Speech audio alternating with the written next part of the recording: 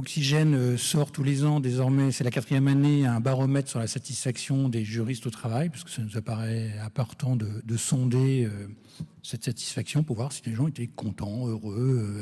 Est-ce que c'est du bien-être au travail? Est-ce que c'est du bonheur au travail? On pourra en discuter. Et donc, j'avais une première question pour vous. Vous avez regardé ce baromètre. Qu'est-ce que ça vous inspire? Quelle réflexion ça vous apporte? Bien, bonjour à tous. Ma première réaction, c'est que les juristes d'entreprise ne sont pas tellement à plaindre. 79% de satisfaction au travail, un peu moins que l'année précédente. Mais je me souviens d'un sondage qui était paru dans La Croix il y a 3-4 ans, je crois. On interrogeait les Français sur une question un peu voisine. Êtes-vous content de partir au boulot le matin ? Bonne nouvelle, 76% des Français répondaient oui à cette question. Mauvaise nouvelle, seulement 36% des ouvriers répondaient oui à cette même question. J'en conclus qu'il vaut mieux être juriste d'entreprise qu'ouvrier, ce qui n'est pas vraiment une surprise. Voilà, pour le reste, je regarde un peu le détail, mais on ne va pas y passer trop de temps. Mais en gros, les juristes d'entreprise sont satisfaits à 79%. Ils trouvent qu'ils ont trop de travail. Il y a une charge mentale. Oui, c'est ce qu'on appelle le travail quand on travaille avec sa tête. Il y a forcément une charge mentale. Beaucoup se disent surmenés. Alors ça, c'est davantage un problème. Et ils trouvent qu'ils ne sont pas assez payés. Autrement dit, ils sont contents, ils sont satisfaits, mais ils râlent. Voilà. Ils se plaignent. Ce qui est très français en un sens. Et donc, les jurys d'entreprise me paraissent comme les autres, mais pas plus à plaindre que la moyenne. D'accord. Écoutez, merci. Et alors, si on réfléchit un petit peu plus loin, au-delà des jurys d'entreprise, quels sont les leviers, en fait, pour qu'on soit bien au travail? C'est une question d'argent, c'est une question de sens de la vie, du sens du travail, de la reconnaissance. À mon avis, c'est notamment une question de management.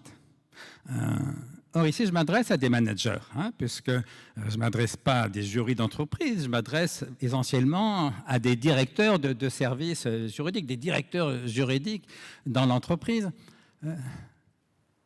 Et donc, vous êtes des managers. Alors, sur votre métier de juriste, il va de soi, sur le droit, il va de soi que je n'ai rien à vous apprendre. Sur ce métier de manager, j'aimerais vous aider à y réfléchir.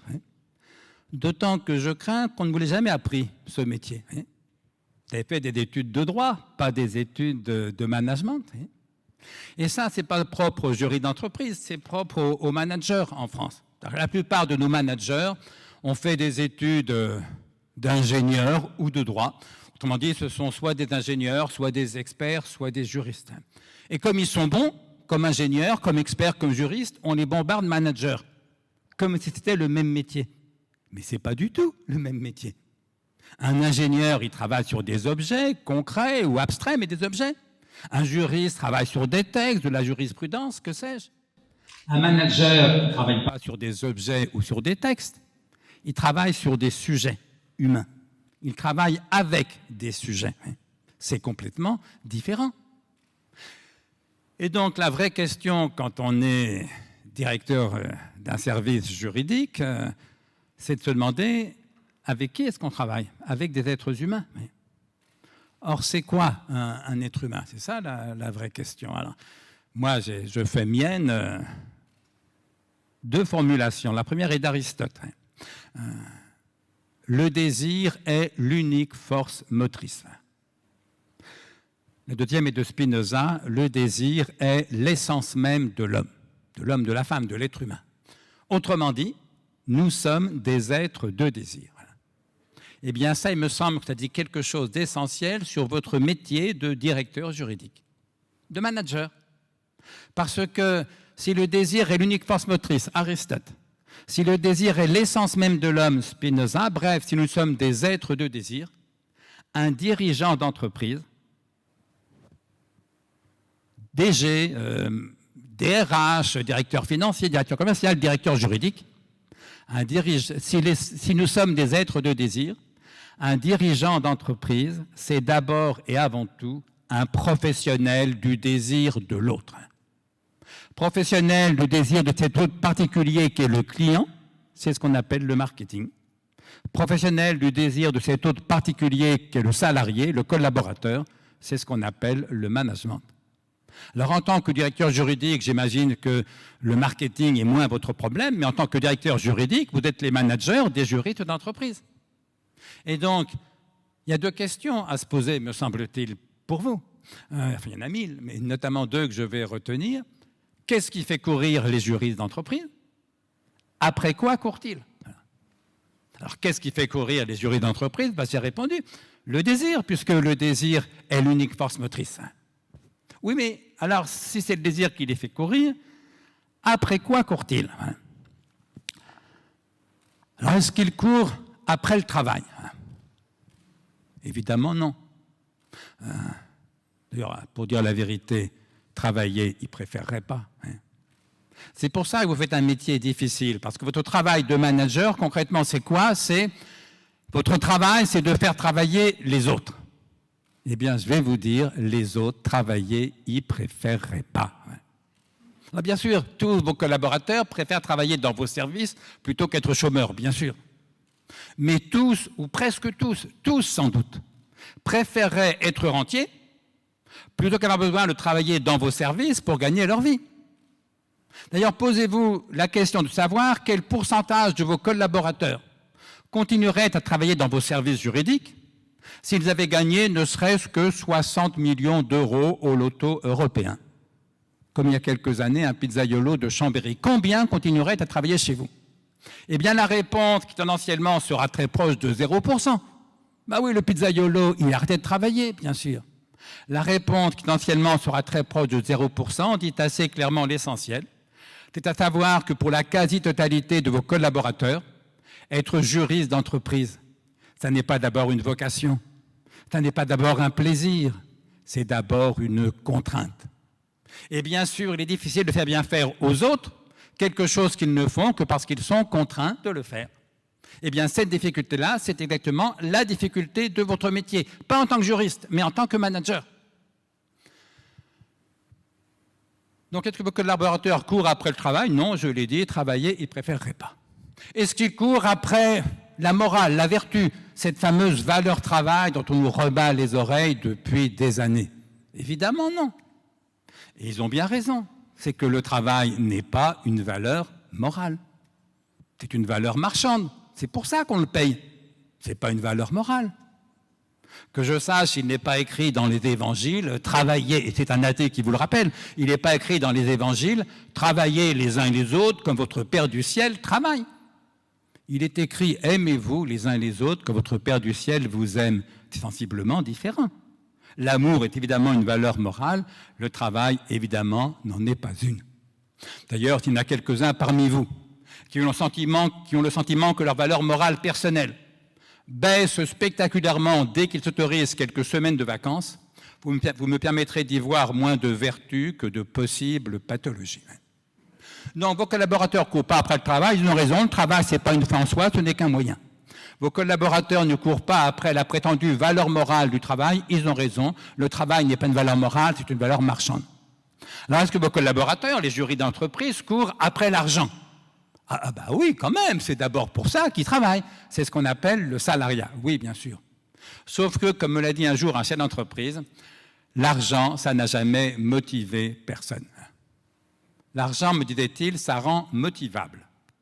Oui, ça rend motivable. Si vous ne les payez pas, ils ne seront pas motivés, c'est clair, mais la question ne se posera plus. Mais l'argent, m'expliquait ce chef d'entreprise, ça n'a jamais motivé personne, parce que celui qui ne travaillerait par hypothèse que pour l'argent, le fixe, le salaire, ça peut être différent pour des primes ou des parts variables, mais s'agissant du fixe, celui qui ne travaillerait que pour le salaire, il n'a par définition aucune raison d'en faire ne serait-ce qu'un peu plus que le strict minimum pour ne pas être viré.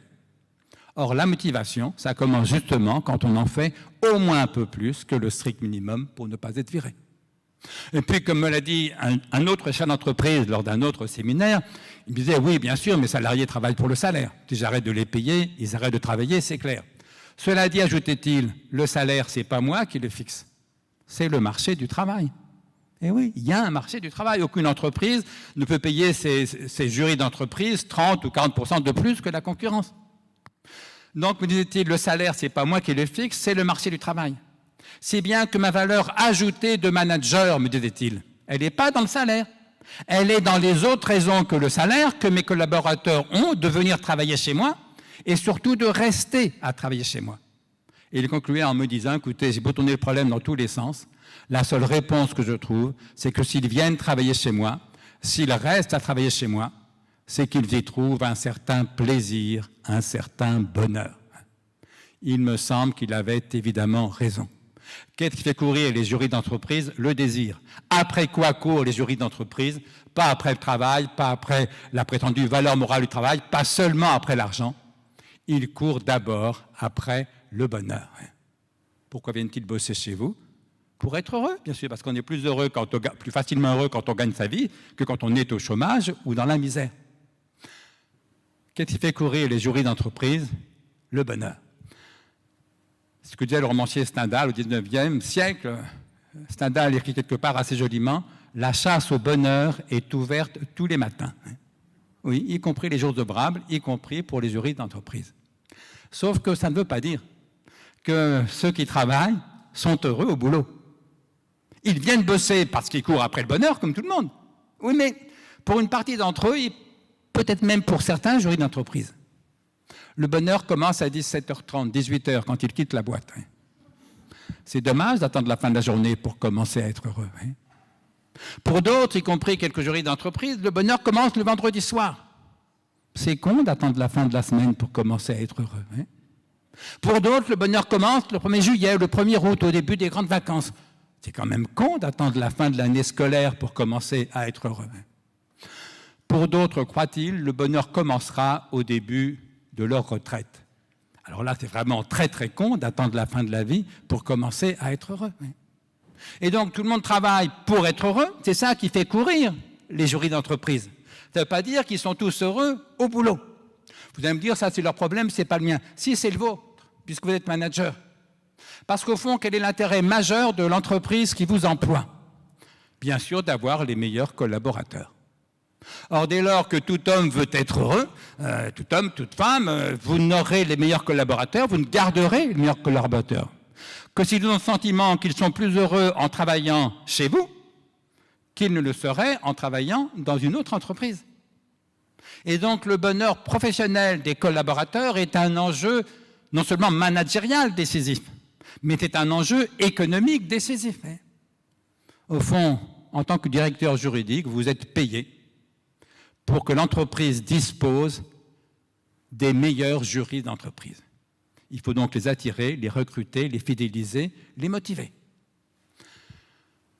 Alors comment faire pour ajouter cette part de bonheur en plus? Et je dis de bonheur au travail, pas seulement de bien-être. Au fond, le bien-être, c'est quoi? C'est n'avoir mal nulle part.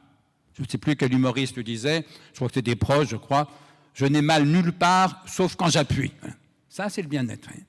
Non, le bonheur, c'est davantage que ça. Il y a une part de plaisir, une part de joie, une part de satisfaction. Il va donc falloir trouver autre chose que l'argent. Encore une fois, ils viennent bosser parce qu'il faut bien qu'ils gagnent leur vie et que c'est un moyen pour être heureux. Mais si vous voulez qu'ils soient heureux avant 17h30, avant le week-end, avant les vacances, avant la retraite, il va falloir trouver autre chose que l'argent, quelque chose qui ne relève pas de l'argent, mais qui leur permette de se réjouir, de faire ce métier-là, dans cette entreprise-là, avec ces gens-là. C'est-à-dire, au fond, qui leur permettent d'aimer leur boulot. Puisque je parle de joie, mais vous connaissez la définition que Spinoza a donnée de l'amour. Spinoza a écrit « L'amour est une joie qu'accompagne l'idée d'une cause extérieure ». Autrement dit, aimer, c'est se réjouir de. Aimer son travail, c'est se réjouir de faire ce métier-là, dans cette entreprise-là, avec ces gens-là. Alors, qu'est-ce que vous pourriez trouver dans une entreprise, dans le service juridique, qui ferait que vos juristes d'entreprise, vos collaborateurs, qui viennent bosser pour l'argent, mais l'argent ne suffit pas à les motiver, qu'est-ce qu'ils pourraient faire qu'ils soient heureux au boulot? C'est ça le cœur de votre métier de manager. Il s'agit de faire en sorte que des jurys d'entreprise qui ne viennent pas travailler pour le plaisir, comprenez-moi bien, ils viennent travailler pour gagner leur vie, ils viennent travailler pour l'argent. Mais pour garder les meilleurs, il faut faire en sorte que des gens d'entreprise qui n'aiment pas travailler pour le plaisir prennent plaisir au travail qu'ils font. C'est ça l'enjeu. Il faut faire en sorte que des gens qui ne travaillent pas par amour du travail, non, ils travaillent parce qu'ils ont besoin d'argent. C'est ce qu'on appelle le salariat. Il faut faire en sorte que des gens qui ne travaillent pas par amour du travail réussissent à aimer le travail qu'ils font. C'est ça le cœur de votre métier. Alors, non pas quelques recettes, mais quelques indications. Qu'est-ce qui peut faire que tel de vos collaborateurs se réjouissent de faire ce métier-là, dans cette entreprise-là, avec ces gens-là? Ça peut être, par exemple, de meilleures conditions de travail. Et oui, il y a des boîtes où le même métier, par exemple juriste d'entreprise, est plus facile à aimer que dans une autre boîte, simplement parce que les conditions de travail y sont meilleures. Et de ce point de vue, améliorer les conditions de travail, c'est un formidable outil managérial. Autre chose que l'argent, autre chose que le salaire, ça peut être aussi une meilleure ambiance, davantage de convivialité.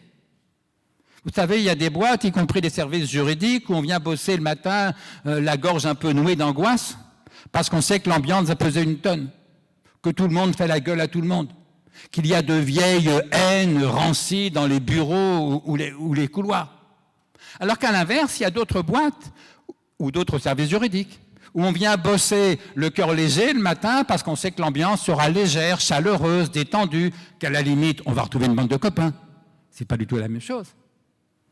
Autre chose que l'argent, ça peut être le sentiment d'une plus grande utilité sociale. Fabriquer des cigarettes ou fabriquer des médicaments, c'est pas la même utilité sociale.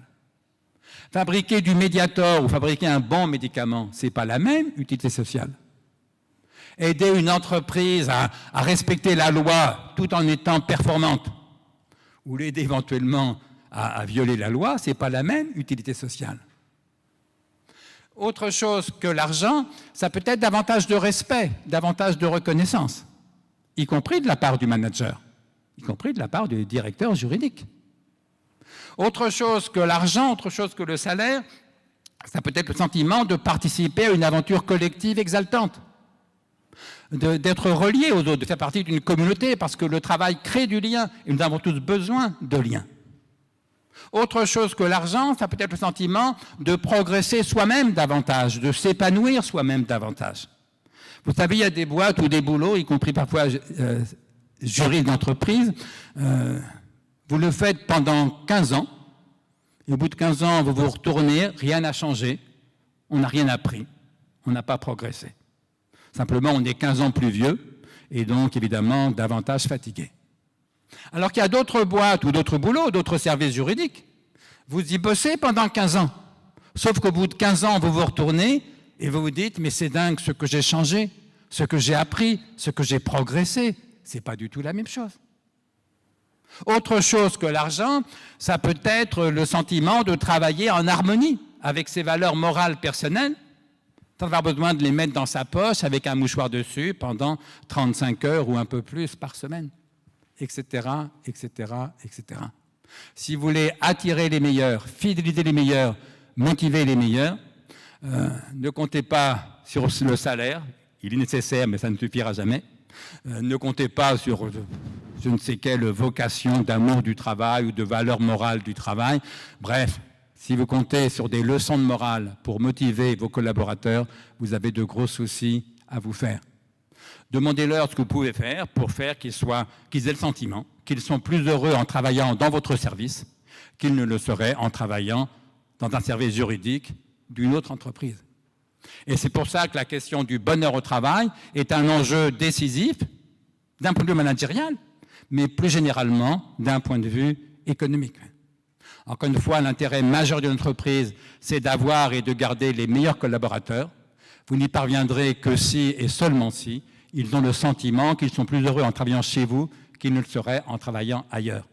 Et donc, quand on est manager, se soucier du bonheur professionnel de ses collaborateurs. Je ne parle pas du bonheur privé, ta femme, ton mari, tes gosses. Mais quand on est manager, se soucier du bonheur professionnel de ses collaborateurs. Ce n'est pas la cerise sur le gâteau. Ce n'est pas un supplément d'âme. Ce n'est pas de la philanthropie. C'est le cœur de votre métier. Parce que l'intérêt majeur de votre entreprise, c'est d'attirer, de fidéliser, de motiver les meilleurs collaborateurs. Vous n'y parviendrez que s'ils ont le sentiment qu'ils sont plus heureux en travaillant chez vous qu'ils ne le seraient en travaillant ailleurs.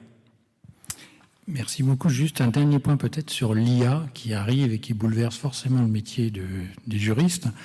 Quelle est la place de cette intelligence et on en avait évoqué un peu en préparant cette émission, quelle est la place du flou, quelle est la place de la bêtise, quelle est la place de l'incompétence? Est-ce que ça va exister encore oui, non. Dit, ne comptez pas sur l'intelligence artificielle pour éradiquer la bêtise naturelle, mais pas non plus pour tenir lieu de l'intelligence naturelle. Autrement dit, l'IA, il faudrait y passer des heures, mais c'est très troublant. Ça va bouleverser des tas de métiers, ça va en supprimer quelques-uns, ça va les impacter tous, et ça va en bouleverser plusieurs, y compris, à mon avis, le vôtre. Et ce qui est troublant dans cette histoire d'intelligence artificielle, c'est que ça ressemble beaucoup à de l'intelligence, mais que ça n'en est pas une, puisqu'il n'y a pas de conscience, il n'y a pas de réflexion. Il n'y a au fond qu'une énorme mémoire, les données, les big data. Alors, ils ont beaucoup de données qu'on ne pourra jamais en absorber, et une puissance de calcul dont nous sommes incapables en tant qu'êtres humains, calcul essentiellement à base de probabilités et de statistiques. Mes amis matheux me disent c'est des mathématiques de bourrin, en fait, mais ça marche. Donc ça ressemble à de l'intelligence, et ça n'en est pas vraiment une. Donc dans tous les domaines où l'imitation de l'intelligence peut suffire, bah oui, ça marche formidablement. Regardez la performance, par exemple, du GPS. Pour calculer votre itinéraire et pour l'adapter, etc., il est bien meilleur que vous ou que moi. Par contre, il ne vous dira jamais où vous voulez aller. C'est aussi bête que ça. Et donc, il y a des tas de problèmes juridiques pour lesquels l'IA, puis il y a déjà des services, enfin des sites d'IA juridiques, mais il y en aura de plus en plus et de plus en plus performants. Tout ce qui, dans votre métier, relève éventuellement de la connaissance des données et d'une puissance de calcul, l'IA peut le faire et il le fera de plus en plus et souvent mieux que vous. Par contre, tout ce qui relève de la créativité, de l'inventivité, des choix, tout ce qui suppose une conscience, une liberté, une responsabilité, par définition, l'IA en est incapable. Voilà, et donc compter sur l'IA pour tenir lieu de direction juridique, c'est un peu comme compter sur le GPS pour vous dire où vous voulez aller. Il ne reste pas moins que le GPS est un formidable outil et que l'IA est un formidable outil. Ce n'est qu'un outil, mais très efficace, il le sera de plus en plus, et donc il va falloir vous y adapter. Mais du même coup, la part de la bêtise naturelle, et la part de l'intelligence naturelle, mais surtout de la créativité naturelle, de l'inventivité naturelle, reste toujours aussi importante, et même à certains égards, le sera peut-être d'autant plus que c'est justement la partie qui ne peut pas être déléguée à une machine. Ça laisse de beaux jours encore pour les juristes d'entreprise, donc merci pour ce message. Pas forcément pour tous. Vous n'êtes pas à l'abri d'une réduction bien sûr. de personnel. Dis donc, il y a de beaux jours pour les directeurs de services juridiques. Et un dernier conseil, parce que le temps nous est compté désormais, vis-à-vis de ces managers, je crois que pareil, en préparant cette petite intervention, vous avez évoqué le fait que les managers, le premier rôle qu'ils ont, c'est eux-mêmes d'être heureux et d'arriver avec le sourire. On pourrait terminer là-dessus, parce qu'on arrive à la fin de notre intervention. Oui, j'ai envie de vous dire, n'oubliez pas d'être heureux, vous-même. Alors, dans votre vie privée, ça va de soi, mais ça ne me regarde pas. Mais j'ai envie de vous dire ici, pour conclure, n'oubliez pas d'être heureux au boulot. Parce que s'il y a un domaine où je crois vraiment à la vertu d'exemplarité, c'est celui-ci. Vous comprenez bien que pour vos collaborateurs juristes d'entreprise, c'est plus facile d'être content de venir bosser dans vos services le matin. Si le directeur juridique donne lui-même le sentiment qu'il est content d'être là, de faire ce métier-là, dans cette entreprise-là, avec ces gens-là. Plutôt que si le directeur juridique arrive le matin, tire la gueule toute la journée et donne le sentiment qu'il préférerait faire un autre métier, ou le faire dans une autre entreprise, ou le faire avec d'autres gens. Bref, quand on est manager, y compris quand on est directeur juridique, quand on est manager, le bonheur professionnel fait partie des qualités professionnelles.